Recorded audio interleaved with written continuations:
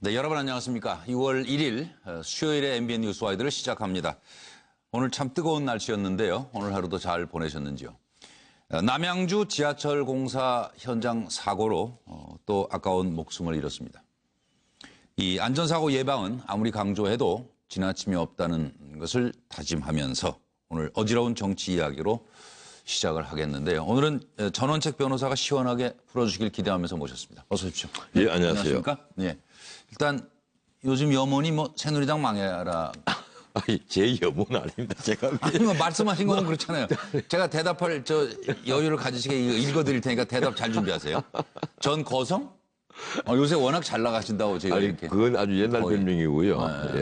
예. 요즘도 아주 잘 나가시고 바쁘신데 이렇게 와이드 찾아주셔서 감사드리고 새누리당에 끊임없이 경고를 보내는 이유부터 좀 여쭙고 싶어요. 이런 말씀들을 하셨습니다. 진짜 정치 모르는 건달이자 소인배물이다.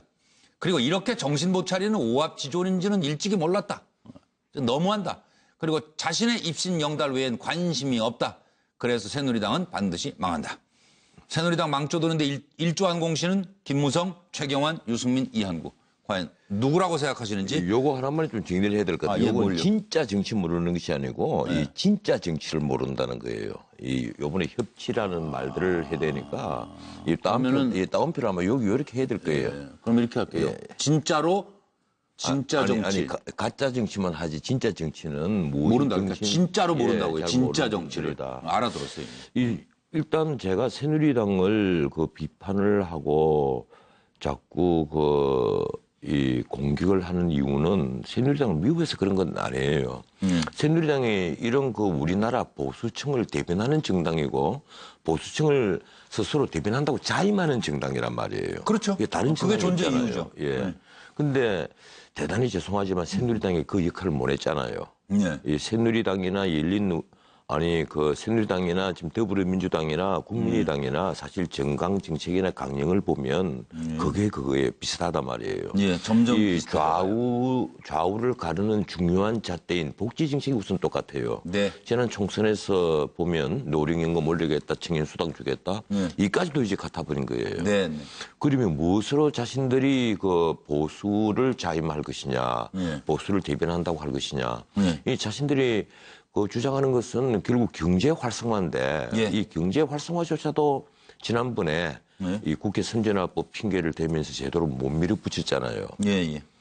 그리고 예컨대 보수 정당으로서 핵심이라고 할 수 있는 도덕성이 있는 정당도 아니란 말이에요.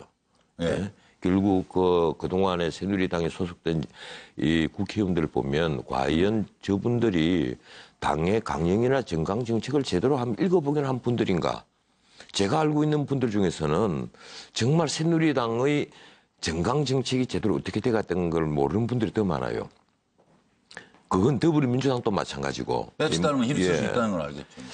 글쎄, 이게 참 정말 황당한 게 우리 정치인들이 다 그렇단 말이에요. 그런데 이번 총선에서 리더들이 다 무너져 버렸잖아요. 그렇죠. 이 밑에 있는 분들, 이한구,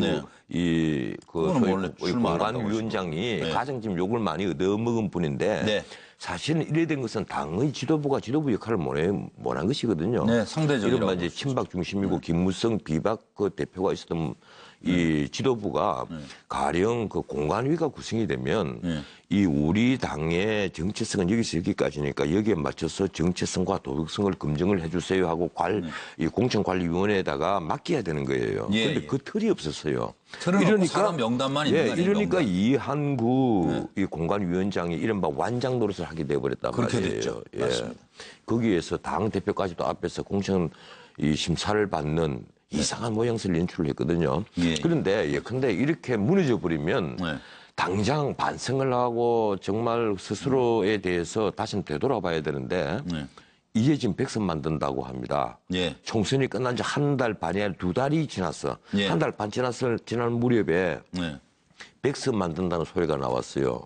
한심하잖아요. 백서를 만들겠다. 그러니까 총선에 왜 졌는지 이제 한번 살펴보겠다는 거예요.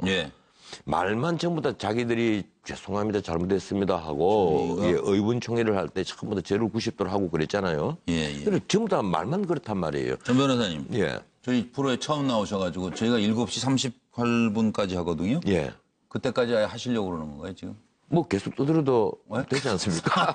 아니, 그래서 이제 바로 이거 근데 얘기 제가 듣다 보니까 이거 새누리당이 요 하나만 더 한 시간 짚읍시다. 망가지네. 새누리당이 그러니까 반드시 이게 망한 뭐예요? 데잖아요. 기도예요? 아니, 이게 뭐예요? 한번 봅시다. 지금 과거에 열린 우리당이 100년 간다고 그랬어요. 그런데 노무현 정부가 마실 때 청년민주당도 있었어요. 아니 그런데 열린 우리당이야말로 노무현 대통령을 위해서 만든 당이었단 말이에요. 예. 근데 100년 간다고 그랬어요. 예. 그리고 거기에서 최초로 우리나라의 기간 당원제 실시를 하고 예.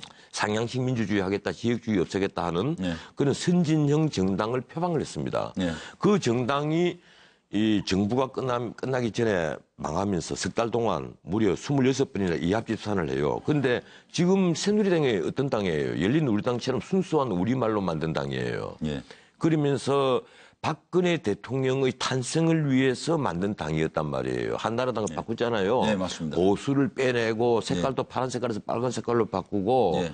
이 김종인 이 비대위원, 이상돈 비대위원, 지금은 다 다른 야당에 가 있습니다만 이분들을 중심으로 해서 예. 문자 그대로 난리를 쳤잖아요. 예. 그래서 사실은 자기들 마음대로 바꿨단 말이에요. 정강 정책도 바꾸고 강령도 바꾸고 다 바꿨거든요. 그런데 이 당이 그리고도 보수를 혁신하겠습니다 하고 등 뒤에 붙이고 있었던 거예요. 예, 예. 근데 지금 이 당이 어떻게 된 겁니까?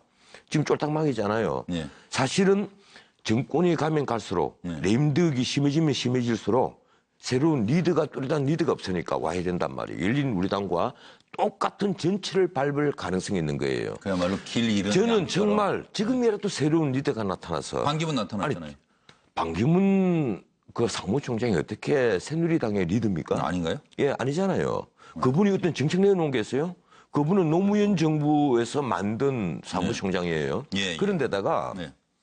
반기문 대통령이 지금 내놓은 정책은 딱 하나입니다. 네. 마치 안철수 지금 국민의당 대표가 네.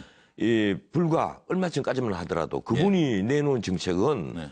오로지 딱 하나였어요. 예. 선거할 때 새정치 하겠다는 거. 그 말밖에 없었어요. 예. 무엇이 새정치인가조차도 밝히지 않았단 말이에요. 예. 그 반기문 지금 유엔 사무총장이 북한 문제는 네. 내가 해결할 수 있다. 대화로서. 자기만 예, 연결된 그거 라인이 하나밖에 있다는 거 아니에요? 없어요. 예. 이 뭐 그분이 경제 정책을 내놓은 게 있습니까? 아니면 뭐 사회 안전 정책을 내놓은 게 있습니까? 그런 정책을 내놓지 않았는데 예, 예. 지금 새누리당은 우리 후보다 이러고 그리고 그러니까요. 과거의 민주당은 당이 과거의 많이 바꾸니까 민주당은 뭐. 이게 우리 후보다 이러다가 지금 1년 만에 태도를 확 바꿔서 네. 우리 적이다 이렇게 요번에 그 이른바 야당지라고 불리는 네. 진보 성향 좌파 성향의 신문들 한번 보세요. 네. 일제히 반기문 공격을 하고 있잖아요. 네. 저는 깜짝 놀랐어요. 네. 언론 또 이렇게 편을 갈라서 이렇게 철저히 네. 진영 논리로 싸우는가. 예. 이 해도 좀 너무 심하다는 그래서 생각을 그걸로 합니다. 넘어가기 전에 한 가지만 여쭤볼게요. 그러면 뒤집기 한 판에 성공한 게 아니다. 그럼요. 친박은? 그러면 그 다음 얘기로 이제 넘어갈 텐데 망한다. 언제 어떤 방식으로 어떻게 망합니까? 글쎄, 이제 저는 원래 그 올 연말이나 내년 초 4월 달에 네. 재보선이 있기 전에 한문 당이 또 흔들릴 것이다. 지금 그 새누리당의 비박 친박 있잖아요. 이건 네. 뭐 비박 친박을 없애자 이런 말 나오는 자체가 있기 때문에 그런 거예요. 네, 예. 그 경계가 너무 뚜렷하기 때문에 없애자는 말이 자꾸 나오는 거예요. 그럼 뭐. 화학적 융합이 불가능하단 말이에요. 맞아요. 마치 물과 기름처럼. 예, 예. 그 야당은 네. 똑같습니다. 친문과 비문. 그리고 저쪽에는 호남 세력과 안철수 세력이 똑같이 물과 기름 같거든요. 네. 하지만 거기는 리더십이 뚜렷하니까 네. 그렇더라도 흔들리지 않는 거예요. 예. 근데 이쪽은 리더십이 없잖아요. 이 비박과 친박이 있지만 이걸 좌우지간 뭉뚱거려서 함께 갈 수 있는 리더십이 보이지 않으니까. 네. 그래서 아마 이 문제는 이 박근혜 대통령도 고민할 문제이고 가령 한때 주자였던 김무성 대표, 김문수 전 지사 이런 분들이 다 함께 해야 될 고민이에요. 그러니까 유력 주자 위주로 결국은 정치권에 헤쳐모아야 예. 된다. 그러면서 새누리당은 자연스럽게 붕괴의 길을 걷는다. 이렇게 판단하시는 것 유력 같아요. 주자 우리나라는 늘 그렇거든요. 이념과 정책으로 정당이 결성되는 것이 아니고 보수 중심으로 정당이 결성된단 말이에요. 두국 일단 중심으로. 정권을 잡아야 뭐 대통령이 뭐 어디 뭐 자리라도 보내고 그럴 거 그러니까 아니에요. 그래 우리 그거 따지는 거 아니에요? 우리 송 앵커하고 똑같은 거예요. 송영기 뭐가 말씀하시는 거 똑같은 거란 말이에요. 아, 그래요? 이 전부 다 입신영달 위해서 가령 송 앵커가 대권 주자로 부각이 되면 그 앞에 유수한 학자, 법조인, 언론인들이 서죠. 줄 쫙 서버린단 말이에요. 뭐 잘 아시잖아요, 전 변호사님. 이러니까 우리나라가 뭐, 언제 말만 민주주의지 솔직히 말해서 그 민주주의 하겠다는 자들이 가진 자들의 줄서기예요. 줄 보면이 잘 좀 서야 너무 돼요. 심하단 말이에요. 어느 쪽으로 서실 생각인데, 전 변호사님은? 저는 지금까지 줄을 섰으면 이 모양 이 꼴로 살겠습니까? 뭔가 서보지 그랬어요? 그래도 유명하고 뭐 다 자격 있잖아요. 스펙으로 봐서는. 전 제 변호사님. 앞에 줄을 세우겠습니다. 예? 제 앞에 줄을 세우겠습니다. 그게 낫지 왜 내가 남에게 가서 줄을 서요? 그러면 지금 특종인가 지금? 이 말씀 어디가 아는? 전원책 변호사님이 얘기했습니다. 제 앞에 줄을 세우겠다. 아니 이것은 그게 속편하죠. 2017년 대권 도전 아니 그 얘기가 아니고요. 선언해봤으면 그냥 플라톤, 아리스토텔레스 그리고 니콜로 마키아벨리 이 세 분이 똑같은 얘기를 했습니다. 나보다 못한 사람에게 지배받는 것보다 더 화나는 일이 없다. 그만큼 그 당시에나 지금이나 이 지도자의 등록은요 정말 그 남보다의 탁월함이에요. 지식과 용기, 결단력, 정직감, 도덕성, 그리고 용인술 이런 데서 복합적으로 남보다 탁월해야만 리더십이 형성이 되는 거예요. 근데 우리는 그렇지 않단 말이에요. 문자 그대로 정략과 정치공학으로 인위적으로 리더십을 만들어내려고 하니까 그것이 늘 정권 말기에는 레임덕으로 연결이 되고 정권 말기에는 지지도가 거의 10% 밑으로 다 추락을 해버리는 거예요. 예. 자, 그러면 여기 지금 보수 농객이 보는 반기문 대망론에 대해 여쭙겠습니다. 대선 출마를 한 것도 같고 또 본인은 아니라고 그러고 친박계 우리 아직 안 죽었다 이가. JP 나 찾아온 이유가 이슈 비밀이에요. 김무성 나 힘들었어요. 안철수 아니 내 지지율은 왜 떨어지는데? 문재인 반 총장 때문에 내가 바빠 죽겠네. 충청도도 찾아가야지 뭐. 아니 차라리 차기 대선 출마한다 안 한다 못한다. 뭐 확실하게 얘기를 하시든지. 출마 선언은 이미 한 거와 다름없죠. 이분이 만약에 그 출마를 하지 않을 것 같으면 이 많은 기자들이 유엔에 출입하는 기자들이나 우리나라에 있는 우리나라 기자들도 한국에 왔을 때 다 물었잖아요. 그러면 명백히 부인을 해야죠. 유엔 사무총장으로서는. 그런데 긍정도 하지 않고 부인도 하지 않고 이번에는 심지어 내년 1월 1일 한국 사람으로 돌아와서 그때 가서 자기 역할을 찾아보겠다. 그것만 출마 선언이에요. 그리고 출마를 하지 않을 사람이 JP에게 왜 편지를 보내고 왜 JP를 찾아가서 신당동 집으로까지 찾아가서 충청 대망론이라는 말이 나오는데도 그걸 꾸짖지를 않습니까? 거기에다가 이 보면 은행을 보면요. 완전히 이거는 정치적 은행을 하고 있는 거예요. 행보를 하고 있단 말이에요. 이번에 안동 가는 것도 마찬가지예요. 거기 가서 제왕목이라 그런 주목을 심었잖아요. 거기 하신 말씀이라든가 만나는 사람 몇몇들 그리고 하는 말의 이 끝머리를 끝을 보면 이 예컨대 이 내가 편안하게 유종의 미를 거둘 수 있도록 그때까지 기다려달라. 언론이 좀 자제를 해달라. 아니 자제를 안 하는 분은 반기문 씨 본인인데 그걸 보고 언론이 자제하라고 하면 뭐 언론은 눈 감고 있으라는 얘기예요? 시간이 뭐 얼마 남지 않은데 딱 한두 가지만 더 여쭐게요. 반기문 대통령이